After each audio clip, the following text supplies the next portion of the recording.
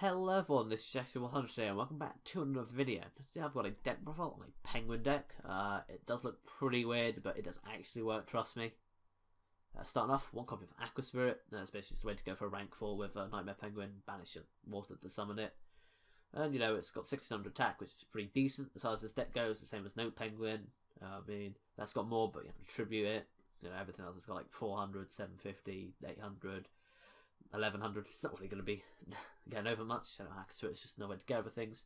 And you can always use this other effect to screw your opponents up by swapping their battle positions and leaving them there. Next up, 2 copies of Ghostrick Jack Frost. So basically, I'm running this because I'm running 3 copies of Ghostrick Scare just to get the second effect to scare off, which is pretty good sometimes.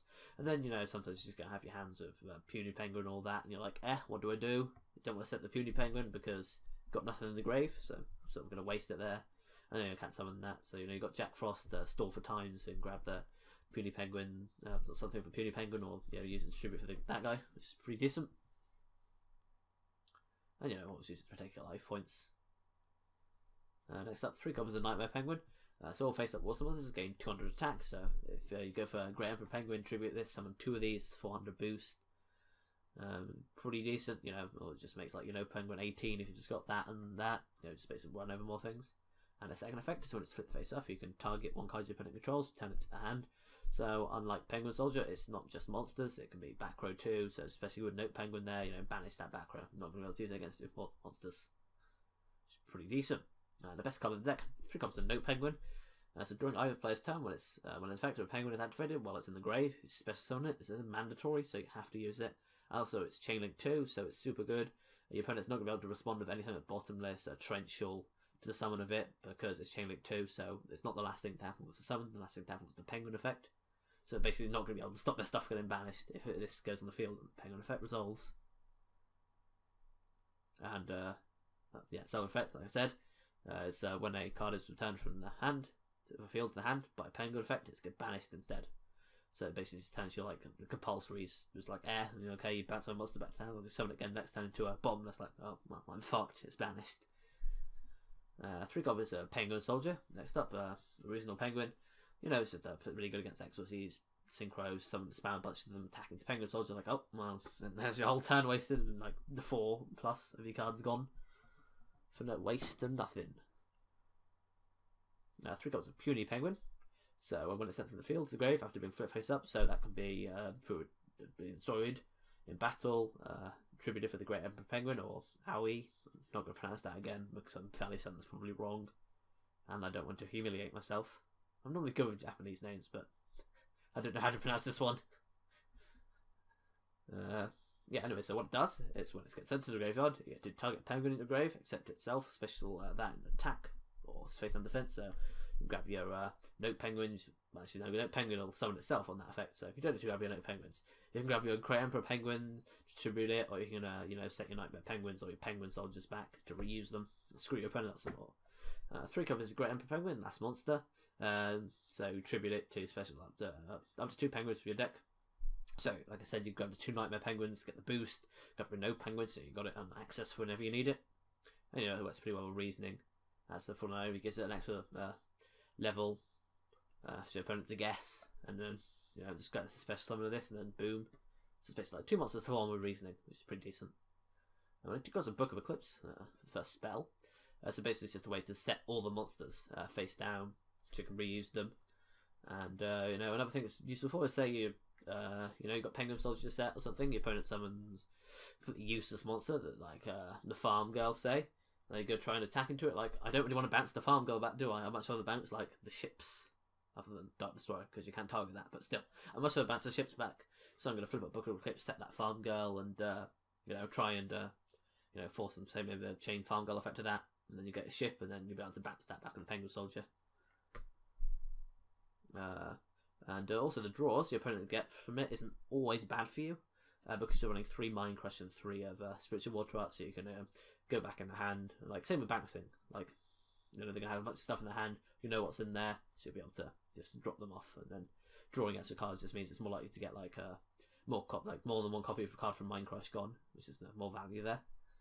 One copy of Book of Moon, so it's like Book of Eclipse, except it's just single target. I think it's better just because there is no draw drawback, which it's quite often a drawback, even though it does work on Mind Crush. 3 copies of Reasoning. So you're running level 1s, 2s, 3s, 4s, and 5s in this deck. So you've got a bunch of targets. It's all like Cosmos. You've got a wide range of levels. Not really able to guess, or like Inferno. Well, Inferno's just used it for a different reason. So never said that. Yeah, there's a bunch of levels. So not going to know what to guess. Likely to get it right. You like to get the summon. It's pretty decent. Then sets up Note Penguin in the grave if you get that, or you can use that for 2 guys. Like I said already, it's pretty decent. Last leveling walk up a cell. It's just re-grab your Penguin Soldiers and your Nightmare Penguins from the graveyard. For traps, running 1 copy of Bottomless. 2 copies of Burst Rebirth, so it's just another puny penguin except in trap form. Pay 2,000 to special something. If you're a grave and face down defense. 1 copy of Compulsory. 3 copies of Ghost Trick Scare. So it's basically just a reverse Book of Eclipse. You get to flip stuff up. And for every Ghost Trick, you get to set things. So say if I have Jack Frost, special him, face down defense, set them. Their monster, then we've got another one they want to attack me with. Ghost Trick Scare, flip it up, and then set that monster. 3 copies of Mind Crush, so like I've already said, you bounce stuff out of the hand so much with Penguin Soldier, Nightmare Penguin. It's really easy to know what's in the hand, even if they don't search stuff. And you can always use that to see the hand, so you know what's going to be in it, just for the tribute. It's really good to stop your opponent's plays, because if you stop your opponent's good plays, they have to make weaker plays. And then the weaker plays is probably going to be even more easy to beat with your Penguin Soldiers or Nightmare Penguins and sort of screw them over. 1 copy of Sun and Warning, 3 copies of Spiritual Water Art. So you tribute the water monster, look at your opponent's hand, and send 1 from the hand to the graveyard. So it's a Mind Crush, except you don't need to guess. You know what's in the hand, you get to see it, which doubles up really well with Mind Crush. And especially good if you tribute Note Penguin. So they've got something on board stronger than that. You tribute Note Penguin, then get a free discard from the hand and see what they're going to do. And then they're probably going to run into your Penguin Soldier, and you flip this up, boom, Note Penguin back from the graveyard and vanish. And that's them running copy of Vanity's Emptiness. For the extra deck, running 2 cards of Chimera Tech Force Dragon. It's running Cyber Dragon Core in our side. It's good against Cosmos. It's really the only way we're going to get rid of Dark Destroyer if it gets on the field. Normally use the Mind Crush or that to get rid of it before it even has a chance to get anywhere. But it's the way. Also, whenever Infinity comes out, it's going to be super good against that, because it can't exactly negate it, because there's no effects going down there. Just get rid of that guy, and then it's going to get Super Quantums, any other machine decks, so playing against Machiners, please, if they're still around. And it's a pretty decent beat stick, 1,000 times the number of fusion materials.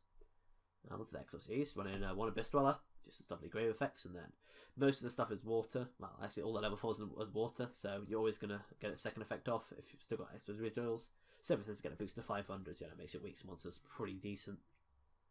1 copy of Castell, it's bounce anything, and you can use it to set your own monsters, so it's basically just extra Book of Moons, it's pretty good.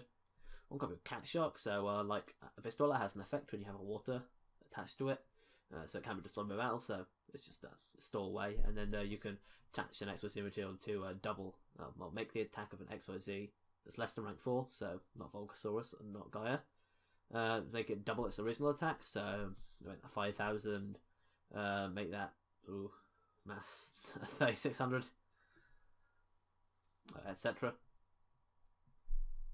Just great to run over things.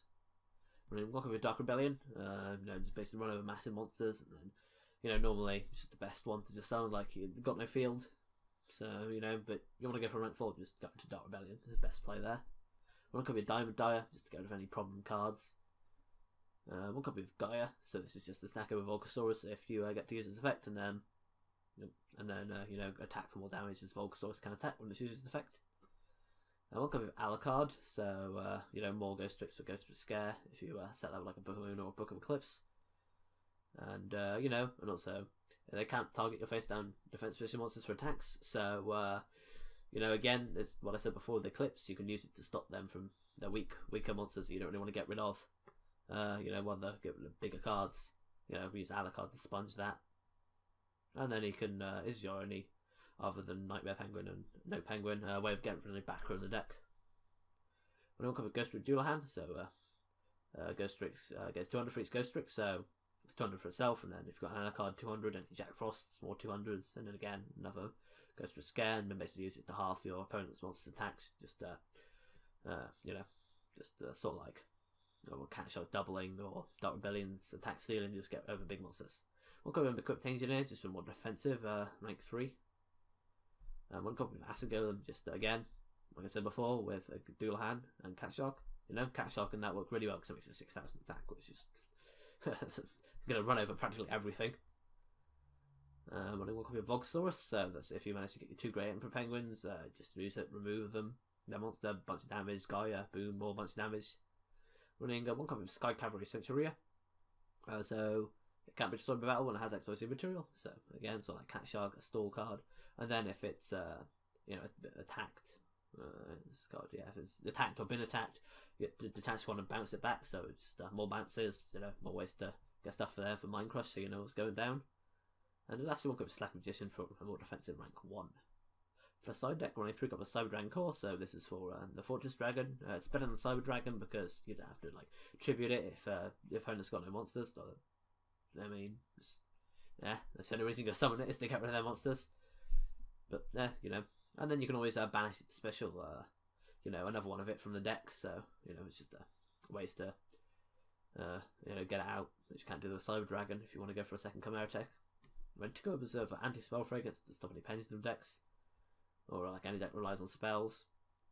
It took us a Fairy Wind for again pendulum decks, anything like continuous cards. It took us Imperial Iron Wall, so another starts the deck with no Penguin, Bottomless, doesn't really count. But basically wrecks Cosmos basically, so they can't go for their Dark Destroyer, which basically is a real big problem in this deck because you can't target them. Which again, same thing, Magic Spectre sort of problem with the deck, but you don't want to just start wall them with Nightmare Penguin and then bounce their back row with him, sort of screw them over there. Yeah, Imperial Iron Wall said shuts down Cosmo and Psy-frames their trap card. Infernoids can't do anything. So it stops you banishing, which makes your deck a little worse, but this is sort of stops them from playing. It's just a bit better, IMO. Got Reserving Lion Prison Mirror for Cosmo, Psy-frames, etc.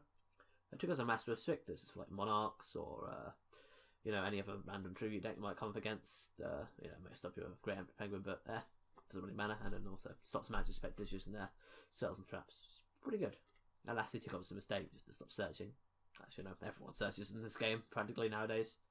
So anyway, this has been the deck profile. I hope you enjoyed. This has been Jackson 100 signing off. Have a good day.